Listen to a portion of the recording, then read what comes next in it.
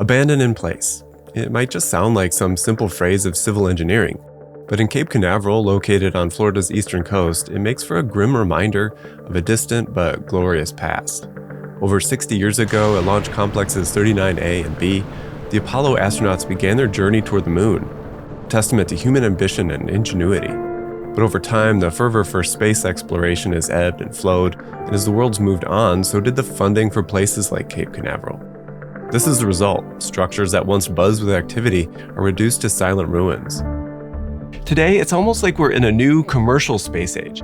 Companies like SpaceX and Blue Origin are reactivating trips to space, as well as the grounds and launch pads of Cape Canaveral. But NASA continues to have to make extremely difficult decisions that leads to the demolition of its historic structures.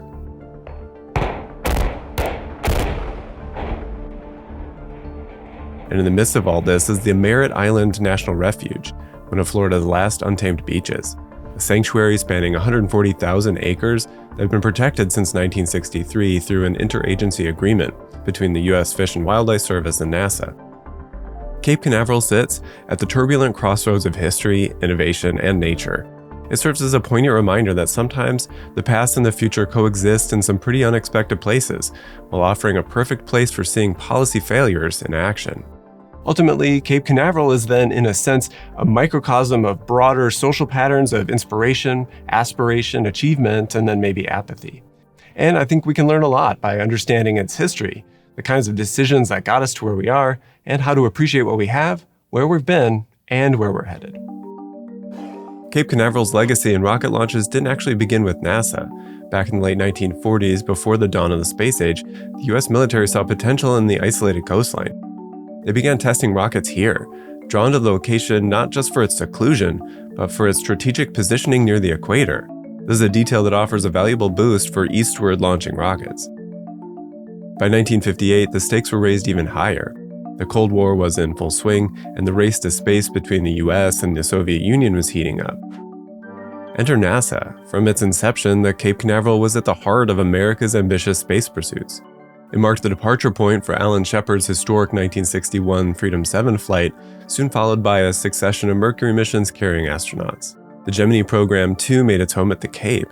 It was a program with a vital purpose, setting the stage for targeting the moon by rehearsing the complexities of space operations, from rendezvous to spacewalks. Both spacemen settle into their seats as launch time draws nearer, and workmen prepare to seal the hatches of Gemini 10. But it was during the Apollo era of the 1960s that the Cape Canaveral really took its shape. On its shores, launch complexes sprouted across the horizon as the nation's drive to reach the moon intensified. In the following years, the ever-evolving Cape landscape bore witness to countless technological upgrades, each spurred by a mixture of Cold War competition and patriotism. And while Cape Canaveral played host to pivotal Apollo missions like Apollo 7, it was actually its immediate neighbor, the Kennedy Space Center, that provided the foundation and infrastructure for the lunar landings, crafted especially for the enormous Saturn V rocket. Ignition sequence start. During this burst of innovation, human engineering and the local nature of the Cape were sometimes at odds with one another. Ecosystems were disturbed, marshes repurposed, and coastlines reshaped. Yet pockets of preservation remained and presented a striking image of rockets ascending with untouched beaches and sanctuaries as their backdrop. But like all intense moments in history, the moment of the space race simmered. As we transitioned from the Apollo era to the waning years of the shuttle program, Cape Canaveral, once buzzing with activity, began showing visible signs of stagnation and neglect. The combination of shifting political priorities, technological advancements, and economic challenges meant that many of the facilities were obsolete. Unused launch pads began rusting away, control centers were mothballed, and the vast tracts of infrastructure laid in a state of decay. When looking across the Kennedy Space Center today, you're observing more than just buildings. You're seeing layers of history unfolded before you. The Vehicle Assembly Building, erected in 1966, stands as a lasting monument to the Apollo era. Its external facade has remained largely unchanged as a kind of historical snapshot, while the interior, on the other hand, is a result of a sequence of renovations that keep pace with modern technology. As the 9th largest federal government property holder, NASA owns over 100,000 acres of land, encompassing more than 6,000 buildings and structures. This vast expanse amounts to an estimated replacement value of $40 billion. But much of this infrastructure was laid down during that Apollo boom, and it was built with only a design life of around 20 to 40 years. By NASA's own accounts, 75% of their infrastructure is now past its prime, leading to deferred maintenance costs soaring to $2.66 billion by 2020. At the helm of this property empire is the Facilities and Real Estate Division, known as FRED. Their policies emphasize repurposing existing assets, only venturing into new constructions when it's deemed cost-effective. But there's an interesting caveat here that for every new construction in older space, 125% of the new must be retired. While this all sounds prudent, take the case of the original Kennedy Space Center headquarters designed by famed architect Charles Luckman in 1965. Its design was a kind of architectural nod to Mies van der Rohe's signature style that you'll find all over Chicago. From this building, much of the administrative work of the Apollo missions was conducted. By the year 2000, its historical and architectural significance secured it a spot on the U.S. National Register of Historic Places. But by 2019, the building stood vacant, with prospects for its renovation dimmed by its challenging state of decaying materials, increasing power costs, and lurking dangers of asbestos lining its walls.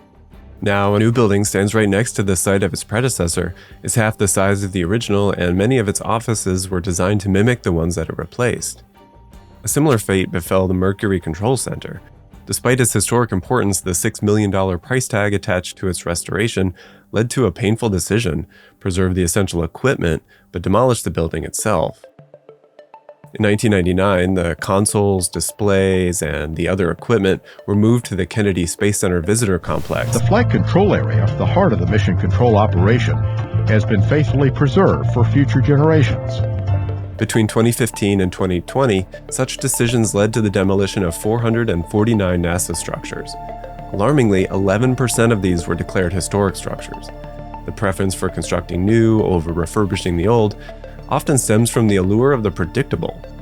New structures lack the complication and baggage of their older counterparts, and in the complicated reality of bureaucracy and funding, it's often just simpler to advocate for the simplicity of just building new rather than championing the refurbishment of older structures.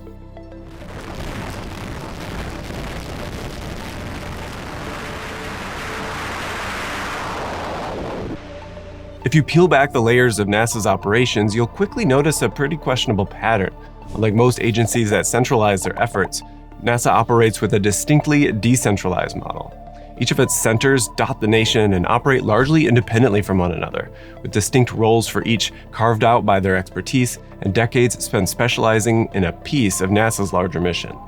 Every fiscal year, the US government allocates NASA's budget. NASA then methodically divides it among these centers, with funding tailored to the individual projects and missions that they're stewarding. With this funding, then, the centers enjoy a certain degree of autonomy, channeling resources in ways that they believe best supports their objectives. Now, while this might sound efficient on the surface, internal audits by NASA reveal some unintended consequences. Centers that are driven by competition with other centers often develop projects and technology in isolation, sometimes overlooking similar capabilities elsewhere within NASA's network. This not only leads to duplication, but also ties up resources and facilities that might be redundant or lack a clear mission. With hopes of attracting more projects for itself, a center will take risks with a build-it-and-they-will-come attitude, and then divert funds that are meant for facility maintenance or office upgrades. Instead, they pour these funds into specialized high-tech projects that might not have gotten the green light from NASA's central administration. The strategic allocation might foster innovation sometimes, but it also means less attention to some of NASA's core infrastructural needs. Instead of general repairs or broader scale upgrades, the money often finds its way into niche testing and development facilities. It's a balancing act, of course, where NASA's quest for the cutting edge sometimes comes at the cost of its foundational support systems. NASA's attitude toward building is similar to how they treat their technological constructions. Once a piece of equipment has just served its mission, it then falls into obsolescence. Shockingly, to me at least, the same approach is applied to NASA's historic buildings and its preserved terrains, and I think that this mindset has a number of risks. Thinkers like Anton Picon contemplate places like this, which he calls anxious landscapes. He poetically describes the unique, eerie emotions that these kinds of places evoke in visitors and onlookers. Constantly functioning infrastructure and landscapes degrade over time just due to their productive nature, becoming, as Picon puts it, worn out and This is a place where nature and technology come together. And these aging structures, now scarred by time, were once symbols of hope and resilience. The ongoing challenges faced by NASA include how it's funded as well as how it manages its infrastructure. The tug of war between preserving history and forging ahead mirrors larger societal debates. As we embrace the future, what markers of our past do we keep, and which do we just abandon in place? In preparation for this video, I brushed up on the science of space to better understand rockets and their impact, and I was able to do this in the most engaging and entertaining way possible over on Brilliant.org in their astrophysics course. Brilliant walked me through a series of explorations about the behavior of gases and gravity. Lessons are so well designed, they feel like a video game. You can play with the equations and then just watch the physics unfold. It really helped sharpen my thinking around the physics of celestial bodies. All this is what makes Brilliant great. It keeps me sharp while exploring the world on my own time, like a personal learning coach. Continuous learning is essential for my career, and I'm sure yours too. And since you're watching this, you're also probably just curious about the world and like to stay up to date on the latest innovations. Brilliant makes it super easy to build a daily learning habit to keep us mentally sharp. Its visual, hands-on approach is such an effective and engaging way to master the concepts behind today's technology. And you can do it anywhere on all sorts of devices. I'll start one on my computer in between editing videos, and then maybe I'll just pick it up later on my phone. Brilliant was built for busy people like us with bite-sized lessons that break down important concepts into understandable pieces and parts. And they have thousands of lessons to choose from foundational and advanced math to AI, data science, neural networks, and more, with new lessons added every single month. To try everything that Brilliant has to offer for free for a full 30 days, visit brilliant.org/Stewart Hicks or just click on the link in the description. The first 200 of you will get 20% off of Brilliant's annual premium subscription. Enjoy.